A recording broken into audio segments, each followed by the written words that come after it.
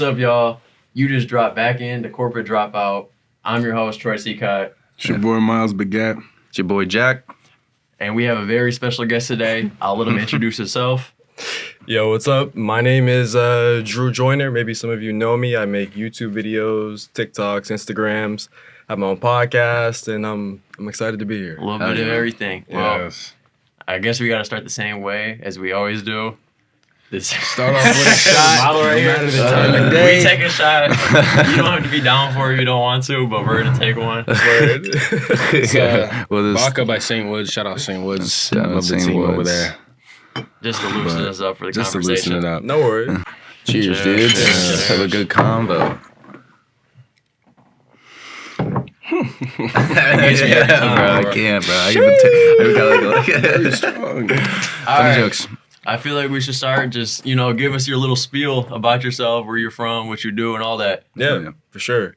First of all, I just want to say thank you guys for bringing me on this. It's an honor to be here. I was Thank telling you you. guys before we started recording, my first time doing an in-person podcast, so it's cool to do something like that. And I've been knowing Miles' content for a while, so it's cool to get to actually talk face to to you. face. Yeah, it's different Absolutely. being on the screen. Yeah. Yep. My backstory. So I was born and raised in Denver, Colorado.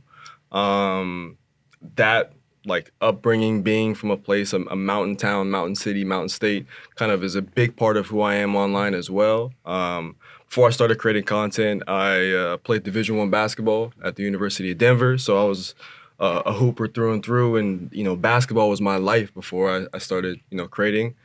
Towards my senior year, I was always in the sneakers, but towards my senior year, I really started picking up more fashion and media and marketing and things like that, and just kind of grew my channels very organically through over the last 5 years. And I've been very, very fortunate enough to see the growth and the journey of creating online and just trying to help people with their style, developing my own style. You said 5 years. You're only doing this for 5 years? 5 years. So I started at the end of 2020. So we're about to get to 5 years. So the pandemic mode was when I started creating content. And it was just something I always, I wanted to kind of like see if I could, do sneaker reviews. I wanted to see if I could talk about clothes that I cared about. Not anything too big, anything too like New York City. I was in Colorado in my room, just talking about things that I cared about. Yeah. But I just slowly iterated, and it just grew and grew from there. And were you starting mostly on YouTube, would you say? So I would say I actually started my podcast. Okay. I started my podcast because I had a brand that I had created. It was super simple in the beginning. It was like hoodies and t-shirts. But I started with the podcast to learn about, from other people who were in the industry, like how do you navigate tech packs or creating, or how do you navigate, marketing online. And I wanted to ask people who I thought, were doing things interesting. Wanted to ask them, how could I do the same thing, right? And so that's where I started. And then I started making sneaker reviews on YouTube. And then like 6 months, I started posting on TikTok, and then things went really up from there. I love that. Instagram came later. So over these 5 years, what can you say is like your niche? Like you started with sneaker reviews. I know you a lot for your denim, personally. Yeah, I But feel like, like what would you most say people personally know. from your perspective is your niche? That's a good question. I would say if I were to categorize my content, it's I don't want to do anything that's too boxed in. I would say it's fashion and lifestyle, right? Obviously, that's a pretty general thing, right? Yeah. It leans towards menswear. It leans towards talking about jeans and denim.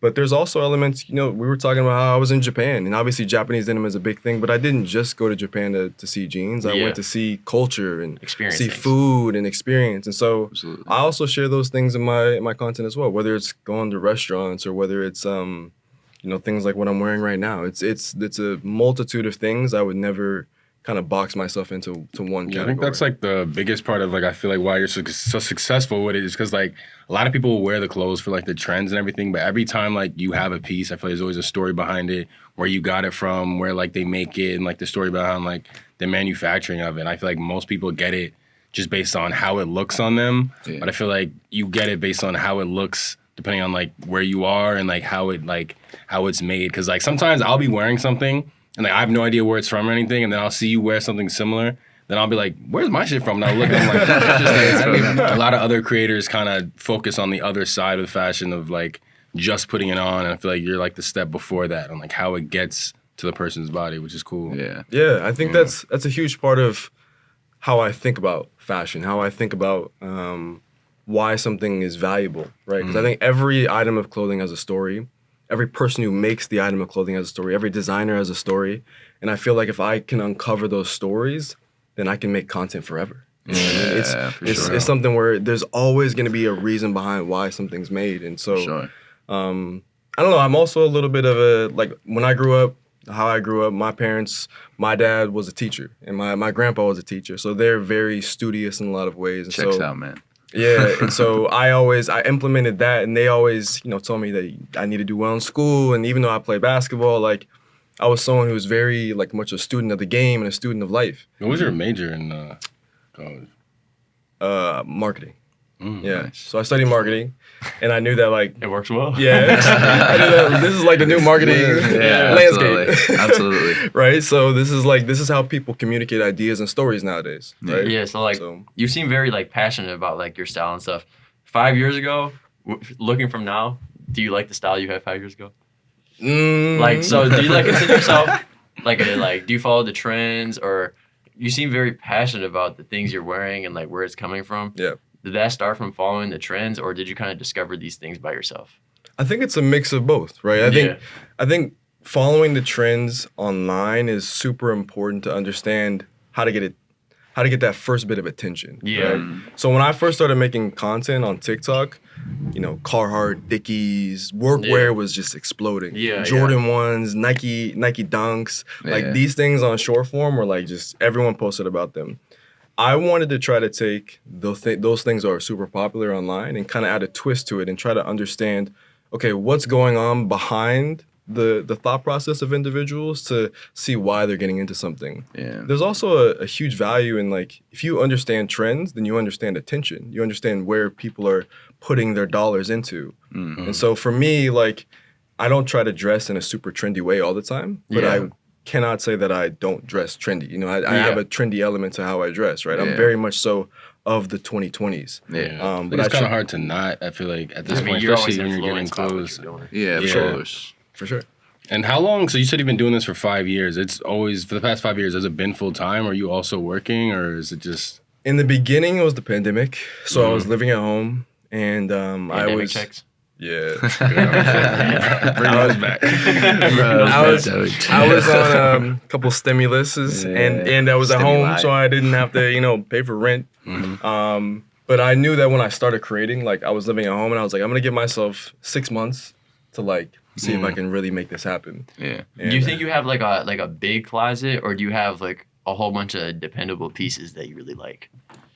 I have a big closet. Okay. I have a big closet. Like, you have the staples in there. Yes. Yeah. And of the staples, what's the secret to kind of like sourcing those? Because I feel like a huge question about just like expensive denim is like, where do I get it? How do I know if it's real? For sure. So like, what was kind of like your stepping stone into like sourcing these pieces and being able to acquire them?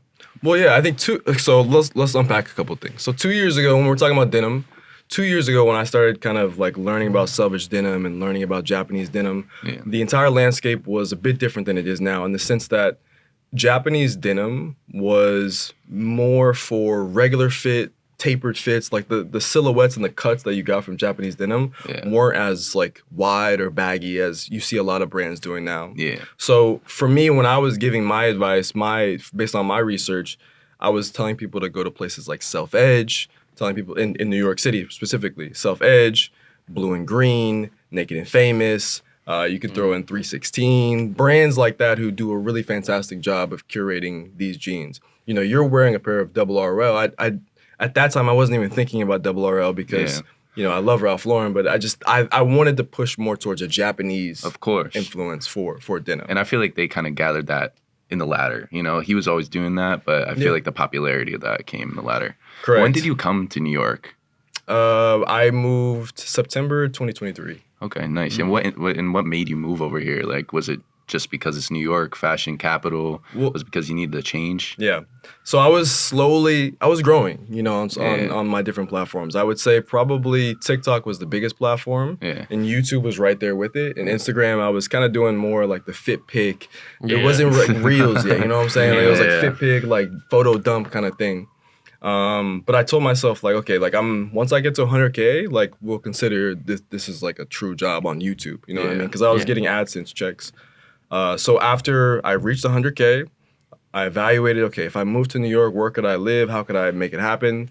And I decided to do it kind of when I felt like this is a full-time job and I'm making enough money to afford rent in New York in the City. city. It's tough out here, man. Do you Yeah. think Yeah. do you think you're pulling in a lot of the income from the monetization off YouTube and TikTok or stuff, or was it the brand deals? Because I know I was pulling in money from the monetization, but the brand deals really set it over the edge for me. Yeah. Do you do brand deals, or what's kind of like your process? What do you think? What's your list of priorities in terms of that? Yeah, I would say it was the brand. If we had a pie chart, the brand deals make up the majority of the pie Yeah. chart when it comes to like monetization, when it comes to making money. So it's interesting. I would say when it comes to like how the money that comes from like short form is typically far greater from a brand deal standpoint than the money that comes from long form. It depends on the project. Like I Yeah. say that's in general, but there have been projects where I've made much more, you know, on YouTube than I have when it comes to like brand projects than on like TikTok or Instagram. Are you doing YouTube deals as well? Because I know I've done a couple of deals where I got to post like a short form and a YouTube video.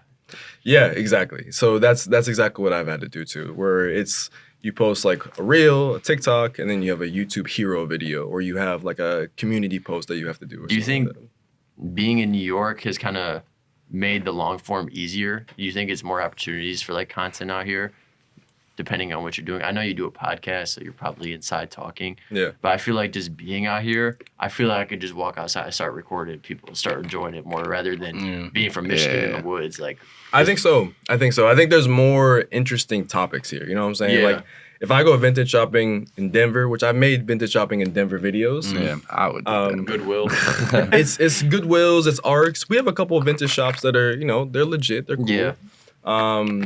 But it's just people are like not gonna care as much if I'm going to 10-foot single by Stella Dallas, if I'm in Yeah. like Dumbo, if I'm in Williamsburg, if I'm out in the Bronx or Woodbridge, Queens, like vintage shopping, people are gonna care Yeah. more about. Yeah, the people in New New York York City. definitely like have an eye for that too. I feel like when I was like living in South Carolina, for example, like wearing some stuff like it's not really recognized or appreciated as much as like when you're here. Yeah. Like, and it's just nice to like see that people like know what you have on, and it's like cool. Like, oh, where'd you get that from? You can like meet people through that. Yeah. Yeah. How do you think Definitely. the styles have changed, like your style and the people you see outside from being in Denver and being from here? Do you think being in New York has definitely changed your style? Yeah, absolutely. I think New York, there's a total different energy in this city compared to other places. Yeah.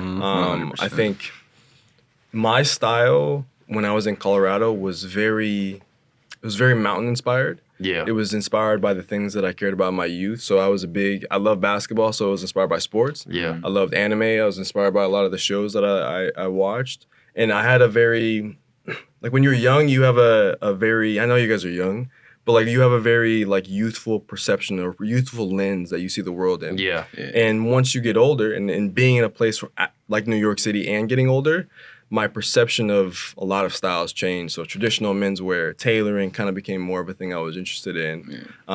Just things that, you know, in New York City, people would look at my outfit from a Colorado standpoint and be like, you know, it's a cool outfit, young man, but you got to step it up a little bit more to be considered fashionable in New York, right? Yeah. So I wanted to compete and kind of be seen as respectable in a lot of instances in that way too. And I feel like New York obviously has such a wide variety of styles. I feel like that doesn't always get portrayed so well on the internet. Yeah. I feel like there's like, obviously we were talking about the trends and everybody has the jeans and the boots and, Yeah. you know, those type of silhouettes. But when you Baggy step pants, crop tops. Exactly. Yeah. But when you step outside, like you're going to see like everybody's wearing something different for the most part. Like Totally. you go to the park and there's going to be like 4 different dudes. You fuck with their fit, but it's going to be completely different. Yeah. So like I feel Absolutely. like that's also important when you like visualize like how you're going to build your style, especially in the city. You Yeah. can get a lot of different inspirations from that. Totally. The thing about New York that I love, what you pointed out, is every borough, every neighborhood has a different Yeah, feel for and sure. There's a identity. Bushwick style, and then there's like a Lower East style. There's a fucking Yep. I don't know, Midtown. TikTok What is it? is- Murray yeah, Hill the TikTok, style. New York City There's style. the as well. influencers. There's the people who Yeah. are super wealthy. There are sure. people who are UPS drivers. You know what I'm saying? Who are doing different things. So it really depends on where you are in the city and what kind of culture you're experiencing. Yeah, of course. If you had to like restart today, like, do you think you would take the same route? No, if I had to restart today, I would go. I wouldn't start with the podcast. The podcast is great. I love. Obviously, this is like it's fun to like be able to talk long form. But I think I would make sure to go super hard on YouTube, just like because I love making YouTube videos. And then right now, short form is super competitive. So if you don't, you almost have to pick. I think, right in the beginning, if you don't pick to go on TikTok and Reels like super hard, then you have to pick to go on YouTube, right? Because it's just you can't divide your time up invest too much. a lot of time Yeah. into whatever you're doing. It's I too feel much to like. try to do what I did in the past, which is kind of like, press a button here, press a button here. This button's YouTube, this is TikTok. Okay, let me see if podcast is working. Like Spread yourself thin. you spread yourself too thin.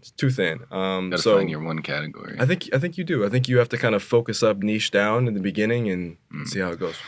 Tell me if I'm wrong, but I'm gauging that you probably prefer long form content. Yeah, I do. Yeah. I do. I would consider myself a YouTuber first. Yeah. Because on YouTube, I feel like I can give more of my personality. I remember seeing you kind of blow up and come into your own on TikTok, and so impressed by how you were able to kind of communicate your comedy, Yeah, I your appreciate style, it. Yeah. everything that came about, and I was just amazed because I was like, I can't give it to him like that, right? Like I'm a different person in that kind of way.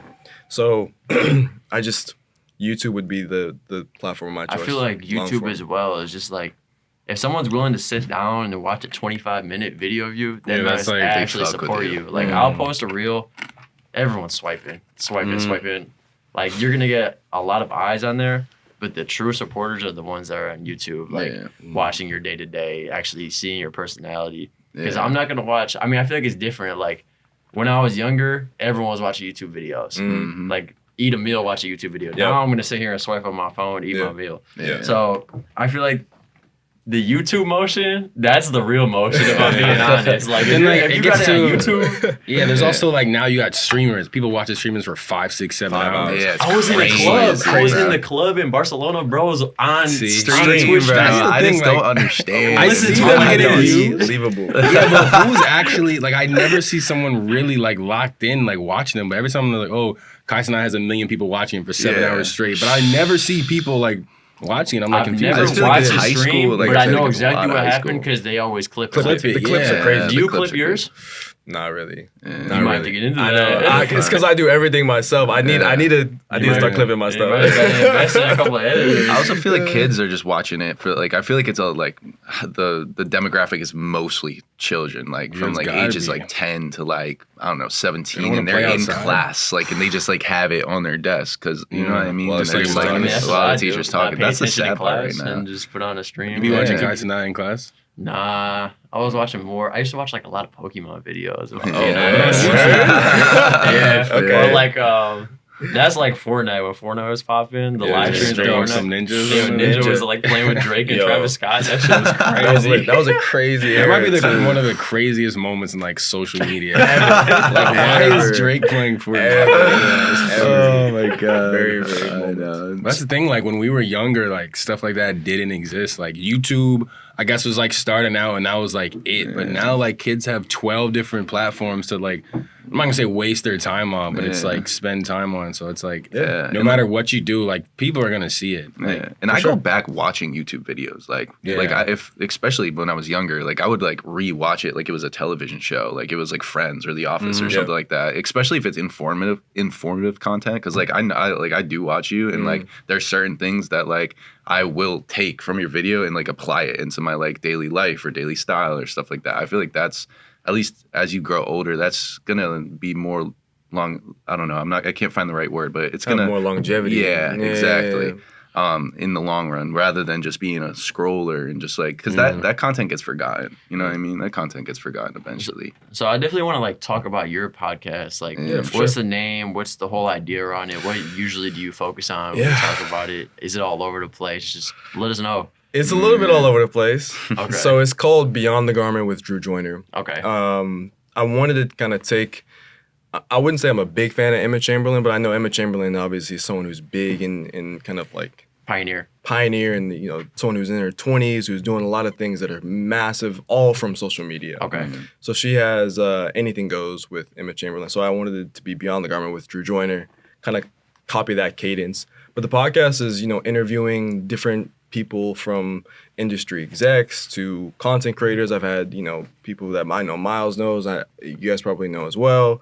People who own brands, the founder of this brand, Samuel Zelig, I had them on the podcast. So it's just a combination of like a little bit of what I do on YouTube, talking about trends and style and stuff, but then also having guests on who can bring different things to the How table. do you build these connections and like get these guests on the show? It's all about, you know, once you have the first couple, you know, pod guests, like you guys have me as a guest, right? Yeah. If at any point in time, like this is a great conversation. If any point in time, like 2 weeks from now, you're like, yo, Drew, do you know Jason Jules, you know, like the founder or the author of Black Ivy, right? Yeah. Could you put in a word for us to like get him on our next show, right? Yeah. I mean, it's just simple as that. Once you have some guests, you treat them well, and then you just kind of network it from there. I feel like that's the biggest thing I've learned from all the social media stuff. It's all connections. I used to think everyone I see online wasn't connected, but everyone knows each other. Everyone's connected. And it's not a competition. If you treat it like a competition, you're gonna sell yourself out. Crash If out. you have a bunch of followers, if you're like not really rocking with anybody, then it's just gonna be just that. And I'm not saying like you need connections to build a platform, but being there for like one another, because we're all doing the same thing here. For sure. Yeah. It's not like I'm not gonna put you down to help me. No. I just feel like that's one of the most important things to talk about, really. No, like it's if one of us true. doing well, like it helps everybody. Like I'm not gonna be pissed at you if you got a deal and I didn't. People think that if I'm doing well, like, or if you're doing well, you're taking away from me. It's like the internet is so big. Like if one person's doing well, working with them will like help you rather than being like, oh no, I don't really mess with him, so I'm gonna. Yeah. So I feel like that's like always like that. So a common theme for everyone who makes social media is the consistency. I'd say that's the biggest thing. I'm sure, I don't know, you guys could agree the consistency is what works. Big. Biggest What was like the breakthrough moment? Like for me, I was on Instagram. I posted this stupid video of me eating a shit ton of food.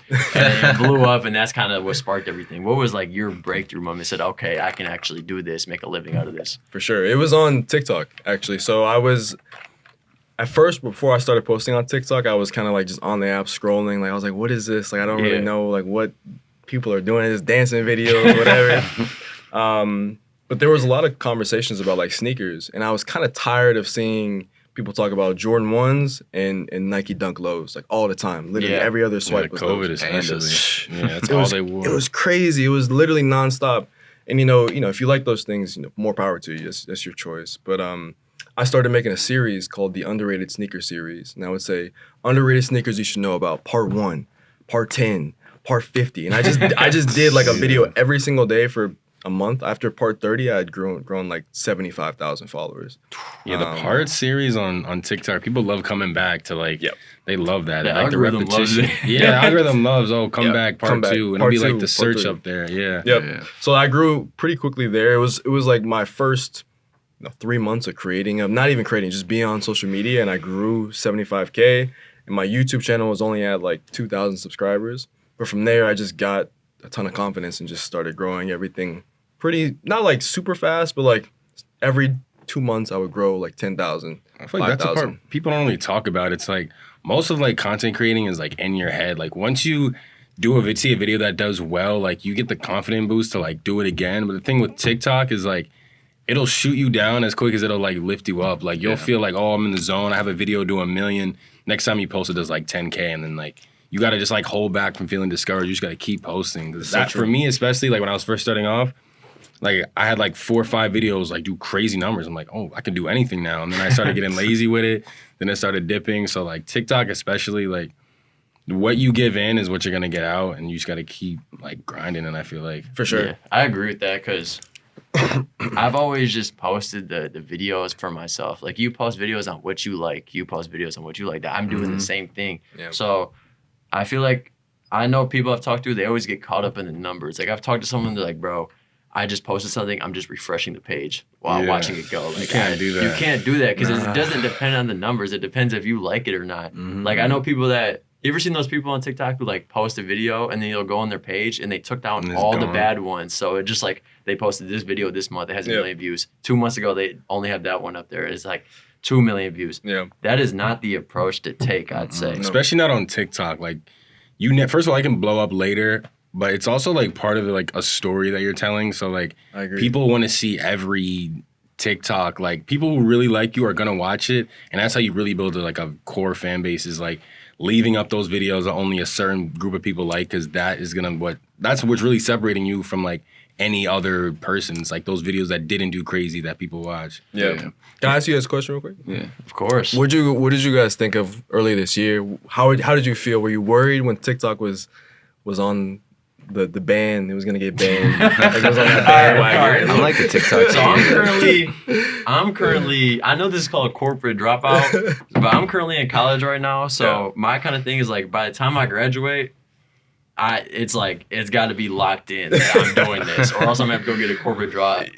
And so the TikTok, it's getting me paid some money. Like it's helping me pay my college off. So once that went down, I was like, oh, You were worried. I got to really reanalyze everything I'm doing here. I was gonna push the YouTube a lot more. I'm still trying to do both, like you said. It really does stretch you thin because all the editing and stuff. You gotta have editors for that. I feel like at that moment, like TikTok's the only place that's like really personal. Yeah. And like I felt like there was like a disconnect if you don't have it, because Instagram, I feel like it's a lot of flexing and you really don't know no people. The best version of yourself. Yeah, but on TikTok, literally people just say whatever they want whenever they want. So I feel like either way it was gonna come back, but I did have a couple moments where I was like, oh shit, I'm fucked. Like, if it's gone, it's over. It's over with. I was almost excited, but a little bit scared. Like I've always had a feeling it was gonna come back if it went away. It's not going on. I almost wish it was gone for a little bit longer to see It was how, gone for like a couple hours. Yeah, I was just upset about CapCut. I mean, I speak a little Chinese. I was like, let me make this red though. So I was like, let me see how this will like change up everyone's algorithm. Maybe Instagram will get better. Like I don't know. Yeah. But it came back a little quicker than I thought. But I was like, I feel like no matter what, people are gonna like. They're going to get the content. They're going to watch the content they want. And I just think the main thing I miss about TikTok is like the comment section. Like there's no other comment section on any app that's just like as funny as TikTok, as like informative. And I feel like maybe it's just my audience, but on Instagram, it's just like, it doesn't really hit the same. And on TikTok, it's just, people are hilarious.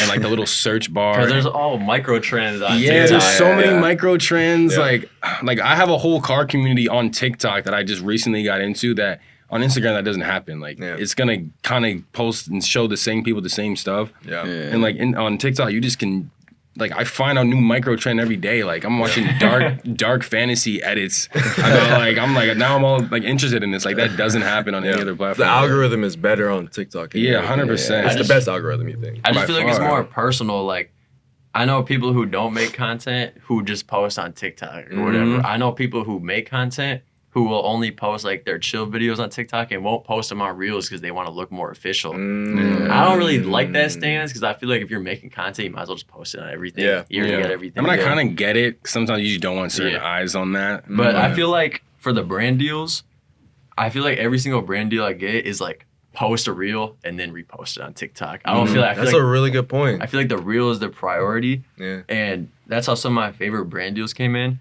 Is that how yours are? And like, what are like some of like your favorite brand deals you've done? You think? I would say it's funny you said that because I realized that just now. Like, most of them are like one post on Reel syndicated to TikTok. Yeah. It's always syndicated to TikTok. It's never the other way Syndicated to- around. I don't Never think the that's other way smart around. though. I feel like, especially for TikTok, I feel like the video that will work on Instagram, it might also work on TikTok, but some videos that work on TikTok won't work on Instagram. And I feel like it'd be more work for a creator to do 2 separate videos.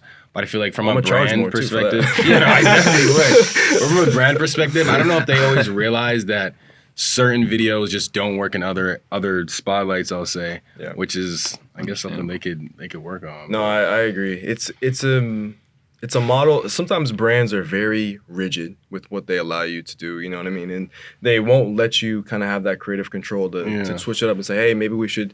If you want to post it on TikTok, maybe we should go a different route creatively because there's a different audience there. I think most brands, they see impressions, they see audience size, and that's what they care about the most. Like it's just from a marketing guy, it's just a numbers thing. You know what I mean? It's just how much reach can we get on something.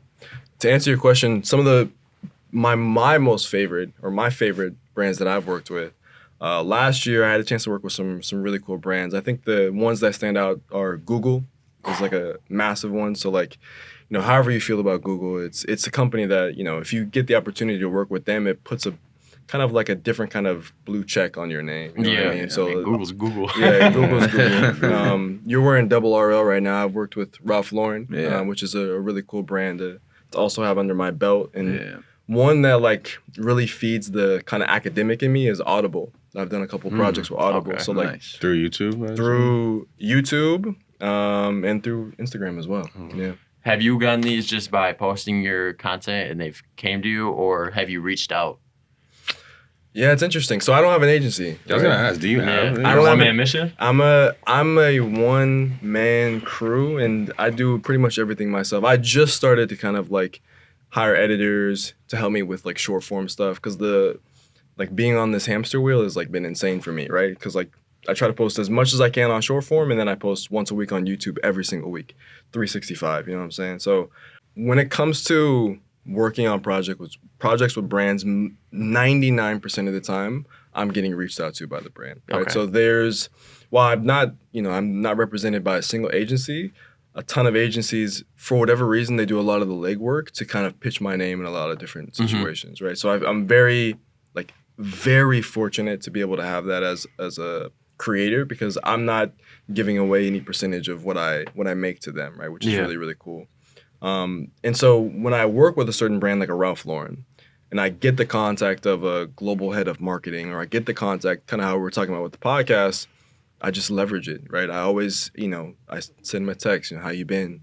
What'd you think of the last campaign? Let's talk. Let's go get coffee. And then at some point, the next deal comes in. You know what I mean? And so it's really cool in that respect. So before I had an agent, I realized I was cutting myself short, and I feel like having an agent, they kind of like pave the road for you and make you see yourself as more marketable than you think, being able to make more money.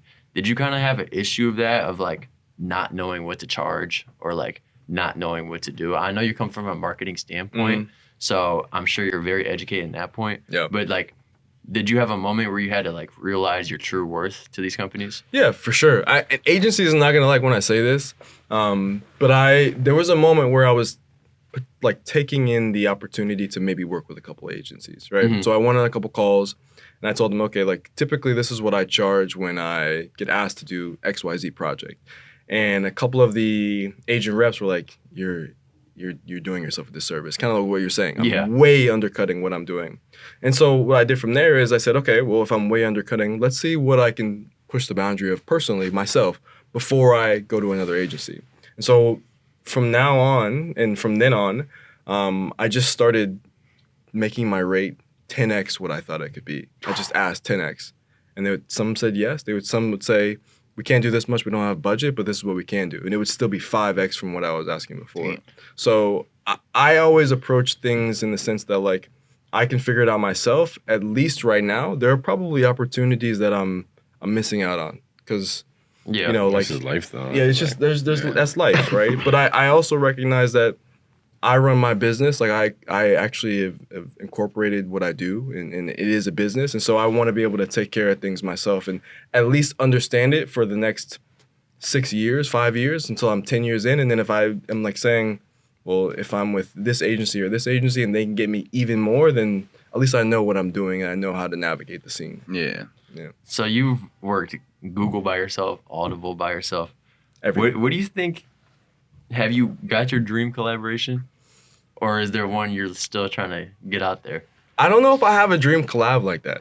Okay. For me, I don't know if content is about the collabs, honestly. Yeah. For me, content is about helping people. And so, as long as I can create videos, Genuine answer. Yeah. as long as I can create videos for the next 5-10 years, I've been with my girlfriend, my partner for 7 years, and at some point we want to start a family. As long as I can still make the videos I love, help my family and do the things I love and be in New York City, that's all I want. I mean, there's no brand. As long as it aligns with me, that's great.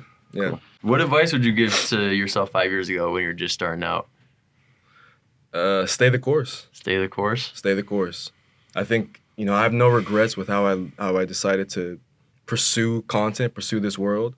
For me, when I played basketball, there were a lot of things that didn't go my way. Not playing as much, not getting the recognition I deserve. And I used that in a lot of ways, and I still think about that as fuel. I respect my coaches and my teammates, but there were a lot of instances where I was disrespected. And politics. And so for me, worse. like it's every achievement, I just got featured in Hypebeast.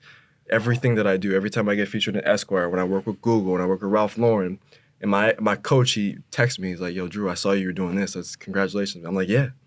I mean, you missed out on someone who, put a lot of work in. I put a lot of work in there. I put a lot of work in here. So I would tell my younger self, stay the course. And if you can manage it, just grind harder. Did you go through all 4 years at college? Did you graduate? So my college career, I started playing Division III.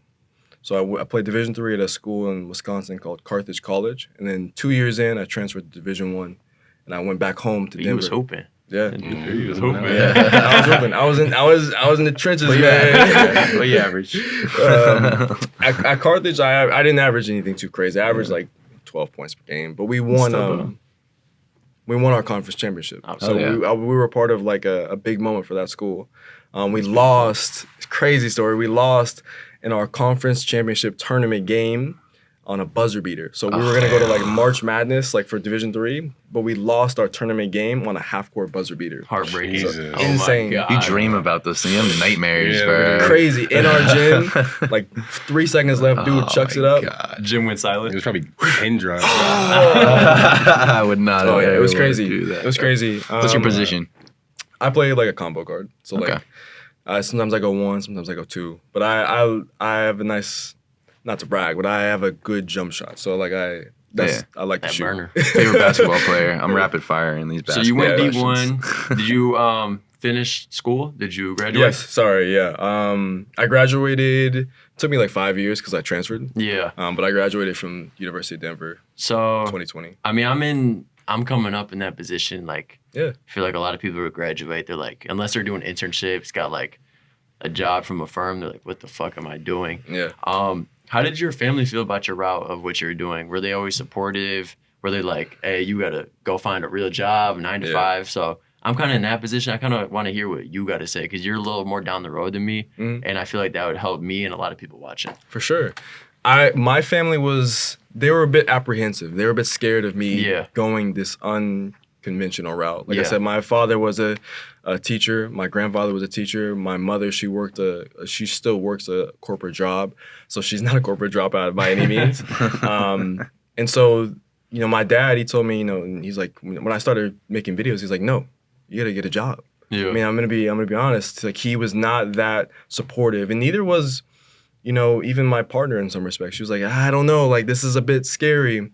I think for anyone who's starting out or who's in a position where the people that they love the most are telling them maybe you should go a different route, the biggest thing you can do is search within yourself and say, if I don't take the steps to follow the things that are in my heart, what is my reaction going to be 10 years from now? Am I going to have regret? Am I going to be living with something that I did not have the guts to do? Or am I going to live with the knowledge that at least if I gave it my best bet, that's why I went Division I, because I wanted to give it my best bet. If I give it my best, how far can I take it? And oftentimes, if you take a risk, you get rewarded. So, you know, if you give something all you can give it, you work hard at it, you stay up day and night for it, you think about it all the time. I know, like, when you create content, you're constantly in the mode of thinking about content. You give it all of that, at some point something's gonna give. And so try to remind yourself that, you know, there's always a path to succeed in this game. There's plenty of space. Competition is, while there is competition, there's many, many ways to win. We all can eat. We're all at this table right now with different creative pursuits. Yeah. And I've also realized when you give it everything you got, even if it doesn't work out, you can't regret it. You can't regret it. Because you learn from it. Yeah, I want to say, like, also, some people, I get a lot of DMs saying, oh, I want to, like, do content full time. Like, you can do that. Like, if you work hard, you can get to that point. But I feel like also if you are, like, in college, like you say, or, like, on a path of, like a corporate job, it's possible to do both, especially in the beginning. Like, don't take anything for granted. Don't quit anything. Like, do both. Like, it's going to be hard work. Like, you're going to have to grind and, like, sacrifice a lot of your free time. But definitely take it, like, both routes first. Because, like, my parents, too, they were, like, they weren't all for it. They were supportive, but they weren't just saying, like, yeah, like, you got to just do content. Like, I still had to go. I did an internship in D.C.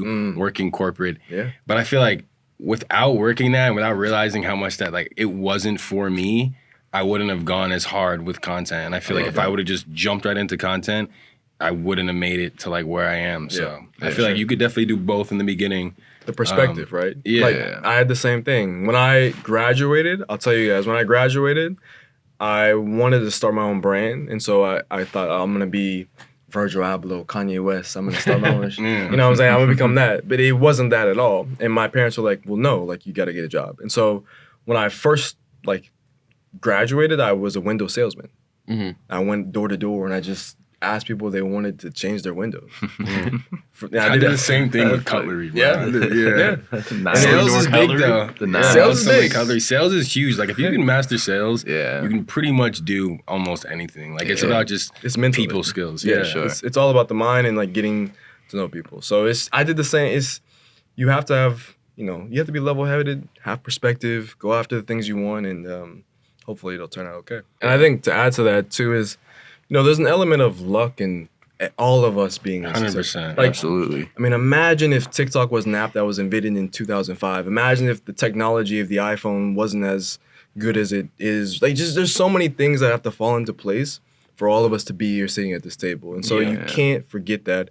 And if you're someone who's creating for the hope or you want to maybe be a content creator, just know that, you know, it takes work. It takes a lot of the perspective, all the things that everyone's saying, but it also, there's an element of luck involved. And, you know, you have to kind of be able to understand that, you know, sometimes you're lucky, sometimes you're unlucky. And you just have to keep yourself mentally strong. And it's shown because all of our, like, upbringings are so different, like how we got into this, like, playing basketball in Colorado, playing basketball, being from Michigan, I'm from New York. Like, it doesn't really matter where you're from. Like, there's luck involved, but, like, more importantly, there's just, like, hours involved. Like, it doesn't really matter. Yeah. You want something bad enough, you're gonna make the time for it. Yeah, exactly. Facts. Absolutely. All right, final question, so we don't take up too much of your time.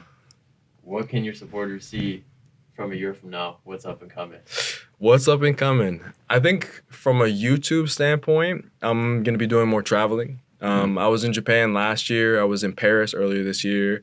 Switzerland last year. I want to continue to, like, show different cities and their vintage scenes and the fashion that comes from all over the world. I love traveling. I know you love traveling too. We talked about that. Traveling is just one of the best ways to learn about something. And cultures, like, all over the world are so interesting. So I want to put more of that on my channel. You have a location that you can drop? I think the big one this year is London, because I've never been. So that's, like, it's obviously, like, the four fashion weeks are they're in the cities they're in because those cities are, like, very, very prominent with their culture and what they bring to the world stage. So London's definitely, and then going back to Japan. I love Japan, Japanese denim, and just everything. I want to show more of that. So, exciting. That's it. Yeah. I think we're good. We can wrap it up if you wanna. You wanna say your little podcast and shout yourself out? Yeah, for sure. For sure. If you wanna follow me, if you wanna follow along on the journey, you can follow me on YouTube. Drew Joyner is just what you need to search. That's the ad. That's the handle. On TikTok, it's Drew Joyner. On Instagram, it's Drew Joyner _. I can't get that Drew Joyner ad on Instagram for some reason. Someone's got it? Someone's got it, and it's just like a dead account. Maybe he's I watching to the man. I need that. And then for the podcast, it's Beyond the Garment with Drew Joyner. So thank you guys for having me on the, Thank on you the so show. much. Appreciate Thank you it. for coming. Very, very cool. We'll see you guys in the next Corporate Dropout. We're going to go drop out of this podcast. You guys have a phenomenal day. See you guys later. Peace out. Deuces.